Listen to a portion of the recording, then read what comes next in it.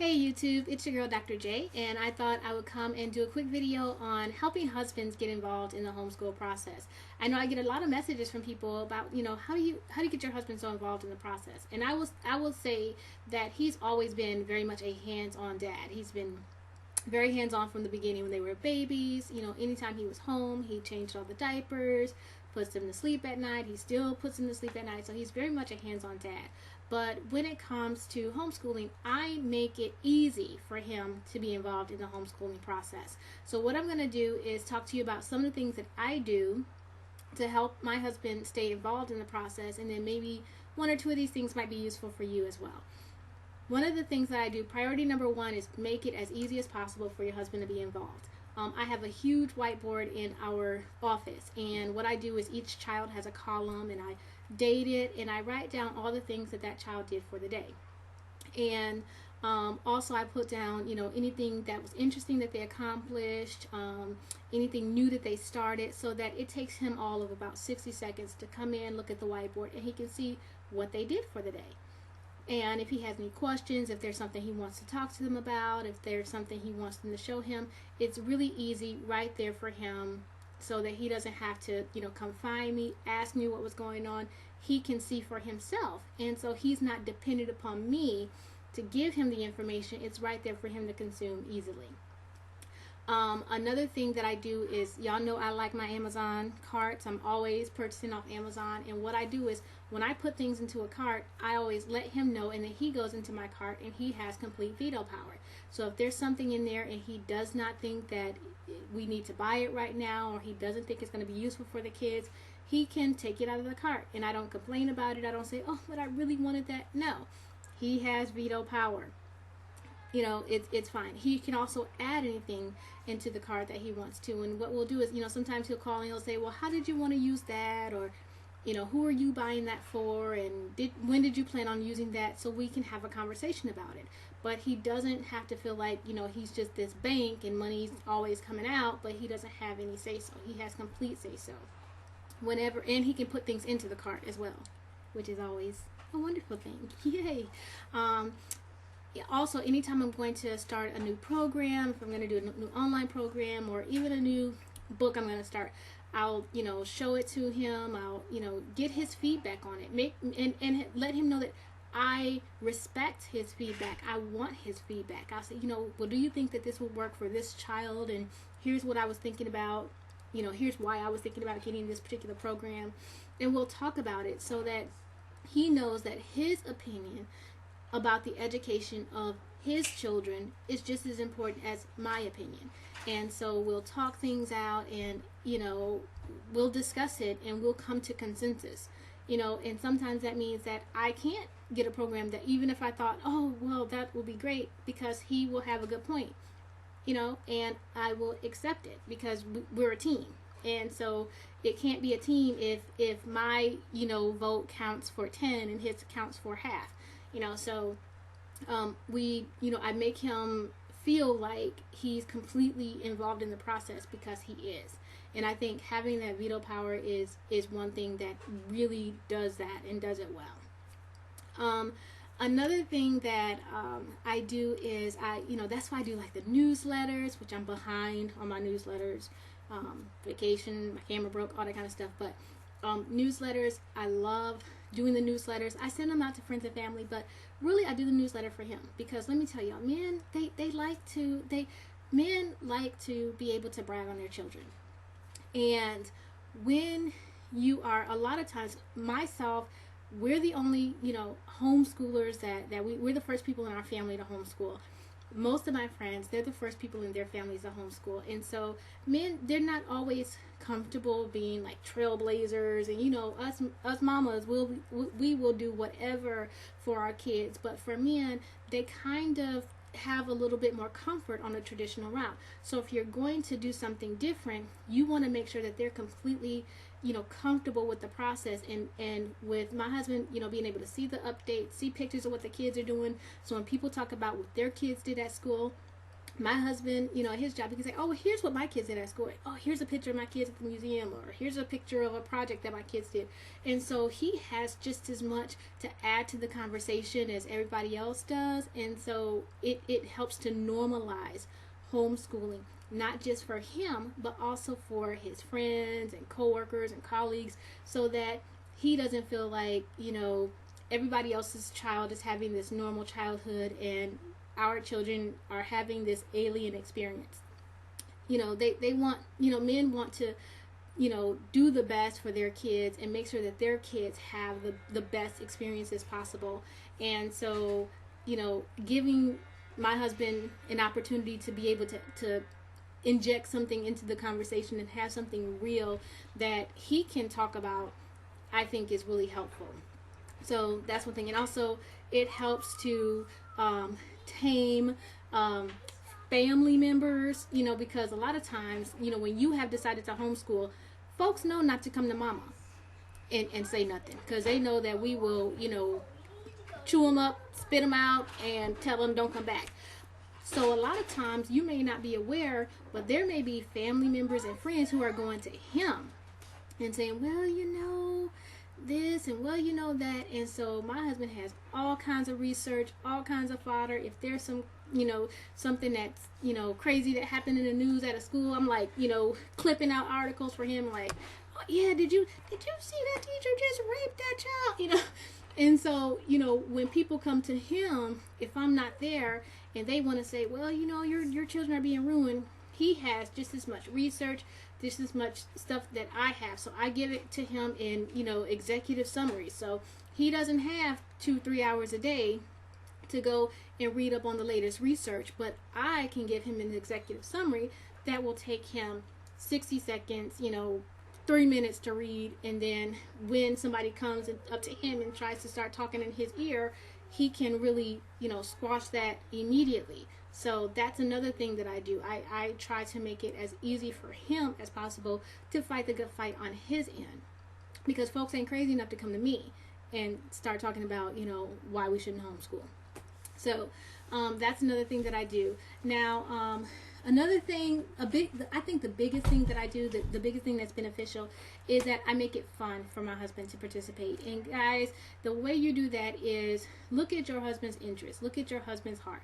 If your husband is into jazz, like my husband's into jazz, so we have like jazz for kids and stuff, so that, it's cool, it's music appreciation, but they can sit down and they can do things together.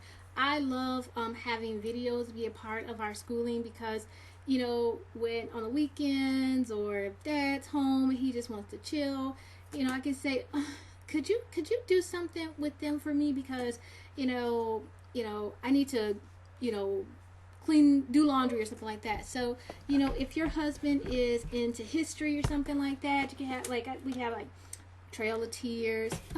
Honey, could you do your history lesson with them? Watch Trail of Tears.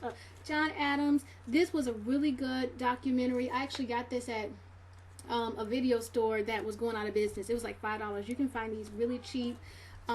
Just good, good history. This is The Joy of Math. Anything like that. You can get these from the library, any teaching company courses, things that your husband won't mind kind of sitting and doing watching with the kids, so he doesn't, feel the pressure to do. Y'all know Mythbusters, always good. That's science, y'all. We'll watch Mythbusters videos. We went to go see the Mythbusters again, because, my husband really likes them. The kids really like them. I was like, okay, it's educational, so we're going to do this. So have fun stuff that your husband can do with the kids. And videos is great. Being able for him to just be able to sit down and just be present with the kids while they're watching an educational video. But y'all, don't turn on the Magic School Bus, because he might not be interested in the Magic School Bus. Play some educational videos that will be interesting for your husband as well, and so that they can have some good conversations about it. And maybe they might see the Mythbusters and want to try something at home or something like that. Save the fun stuff for your husband to do. I know sometimes we're like, okay, now that we've gotten through math and English, I'm ready to have some fun. But if you want your husband to be really involved in the process, save some of the really fun things for your husband. My kids, you guys know they're into science and technology, engineering. So, all the Mindstorm stuff that we do, that's my husband's territory. He gets to do that.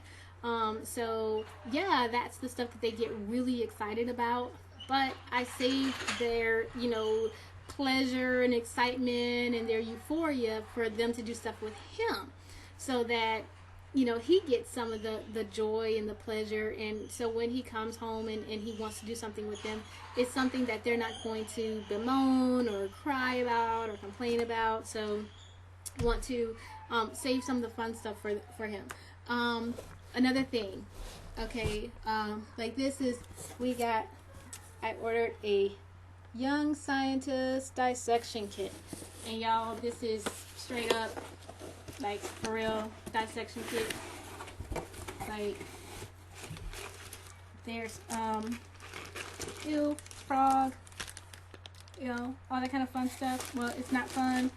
They're gonna do this kit because my husband remembers dissecting animals in school when he was young. Now, I'm not dissecting no animals, y'all. Like, I'm, like, just shy of becoming a vegan. So that's not something that I'm going to do with the kids. But I was like, this will be something that will be fun. It will be memorable. It will be really educational. And, it's something that's going to be cool for the kids and cool for my husband. So save some of those really, really cool things for your husband. Another thing, when you have books, make sure you get books that will be interesting for your husband to sit down and read with the kids. Like I have this one, When Jackie Met Hank. That one's on baseball. If your husband, likes these baseball players. This is What Color Is My World? And this is about scientists. But the reason why I really like this book, not only is it really well done, but it was written by Kareem Abdul-Jabbar, who, famous basketball player or former basketball player. So, your husband might be like, oh, I didn't know Kareem Abdul-Jabbar wrote a book, and so it's a way for your husband to sit down and, read these really cool science facts with your child. And it's something that your husband will enjoy as well. This is another book, The Bat Boy and His Violin. It's a great, father-son sort of story. There's another really great father-son story. I meant to pick it up, but I didn't grab it. But, my kids love reading it. I buy books like this all the time because Your Daddy Loves You. Anything that's about the wonderful bond of a father and his kids. Anything that's about why daddies are important and, the love of a father. I buy that stuff all the time so that my husband can read those things with the kids, so that he knows that the kids are thinking about him, he's important, and we need him. So that's, get those books that your husband is going to really, really enjoy. If your husband's into, cars, trucks, if he is a firefighter or a paramedic or something like that, get books that he can sit down with the kids and he knows the kids are learning about the things that he enjoys. Even for early readers, this is a little Tonka phonics series. So a lot of times when we think of phonics, we go, oh, we'll get some Bob books. And a lot of times, some of the books, they tend to be more female oriented. But even if you have a daughter, sitting down and reading some Tonka books with dad, if that's the kind of, husband you have, if those are the things that he's interested in, do those things. Have fun with it, y'all. Marvel characters, we got books on X-Men and all that kind of stuff. Reading is reading, guys. Reading is reading. So if your husband and kids are going to bond by reading over all of the Marvel characters and how they've changed over time, even making their own comic based on the research that they do with comic, whatever it is, make it cool for them. Pull out your husband's old yearbook and let the kids read about your husband and his old school and different things that he was doing and what he was learning at the time, and let them do a report on dad. Let that be what their writing project is about. Why my father is so great, how my father was educated. Let them do a compare and a contrast research study on their educational experience versus their dad's educational experience. We know men like big stuff, big, bold. So I got this huge book from Costco. Okay, and the reason why I'm showing this to you guys is because The book is huge, but guess what? It was $10.88. So Costco, Sam's Club, those sort of places, they're really good for having these really huge books so that the kids can just sit on the floor. Everybody can be laying on the floor, sitting down, reading these really cool books together, really huge books about fun things that your husband might be interested in. The other thing that I do that has been really helpful, I think, of keeping my husband involved is that I don't put undue, pressure and burden on my husband. Sometimes, guys, as women, as homeschool moms, we can be we can be perfectionists, and we feel like everything is completely important and everything has to be done exactly right. And if you criticize everything that he does, then that's not going to work. So you have to get comfortable with, okay, well, he might have told them to pronounce that word wrong, or okay, well, he might have told them a different way to answer that math problem. And you know what? That is fine. It is not the end of the world.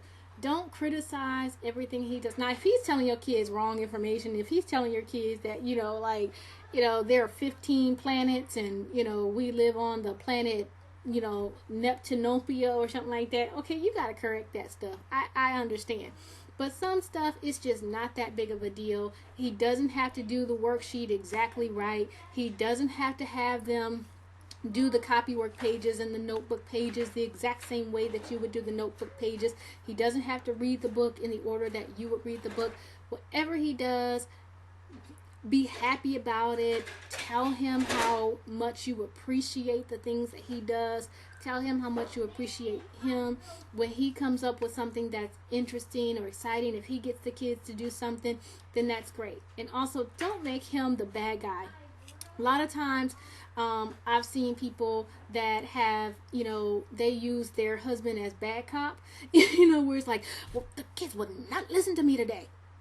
Tell them off, and so he comes home and, man, listen to your mother. Don't use him as bad cop, because nobody trusts bad cop. Nobody wants to be around bad cop. So don't try to make your homeschooling experience easier by making husband bad cop.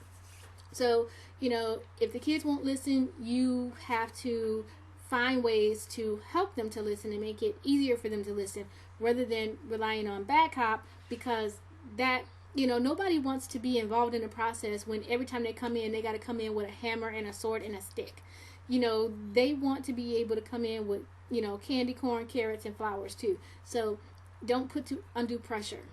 The other thing is that sometimes, my husband is my best friend, and in a lot of ways he's my only real friend, and so he has to hear me vent a lot, and I don't ever want to make him feel like I don't enjoy homeschooling or I'm not happy to homeschool. So sometimes I just have to give him a disclaimer. I had to write one of those emails today because I was feeling pressure or whatever, and I was like, look, dear, I started the email off by saying, I'm just venting. You can ignore this. I'm on my cycle. My hormones is all crazy.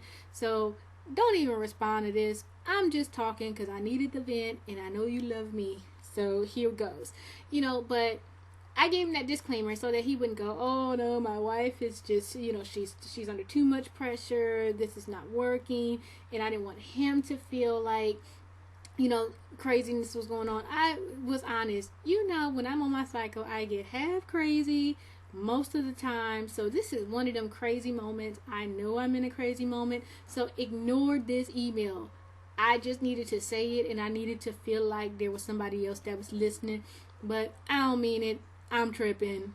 I'm being emotional. It's not that deep. So, make sure that you're not putting pressure on them, and you're not telling them all the bad stuff and not being excited about the good stuff. You can vent to your husband. You should be able to vent to your husband, but understand and make the disclaimer that it is a vent, and you do love this and you do appreciate it. So those are the pieces of advice that I have for how to get your husband more involved in the homeschooling process. Make it easy. Make his interest be a part of the homeschooling experience.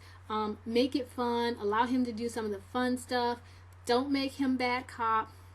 Don't put undue emotional pressure and stress on him, and don't be too judgmental about the way he does stuff. He don't have to do it your way. He, whatever he does is great. So I hope this helps. This is Dr. J, and I'm out. Bye bye.